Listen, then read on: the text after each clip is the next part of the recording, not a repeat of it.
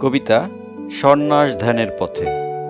কথা, কলম ও কণ্ঠে জেমস বাবু। বন্ধুরা, কথা না বাড়িয়ে আসুন শুনে ফেলি কবিতাটি।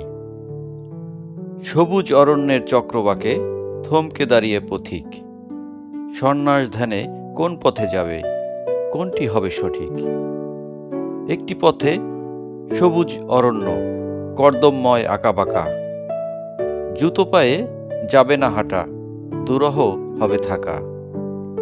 আরেকটি পথে সরল রেখা, মরীচিকার প্রান্তর, তৃষিত প্রাণে নির্জন ধ্যান, চিন্তাটা অবান্তর। তৃতীয় পথে বালুকার চর, রবির ঝিকিমিকি, তরঙ্গ আর উষ্ণতার এ পথে জীবনের আছে ঝুঁকি। আরেকটি পথ উঁচু নিচু, শিলাময় গিরিপথ, ভয় ভীতিতে কম্পিত হয়ে পথ চলা হয় শ্লথ।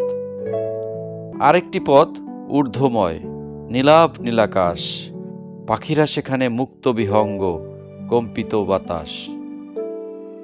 পথিক এবার ঘুরে দাঁড়িয়ে পিছন পানে চাহে, সন্ন্যাস ভাবনা অলিক হলো হরেক পথের বাঁকে। ধন্যবাদ বন্ধুরা। কবিতাটি ভালো লাগলে লাইক, শেয়ার, সাবস্ক্রাইব করতে ভুলে যাবেন না। সবাই ভালো থাকুন।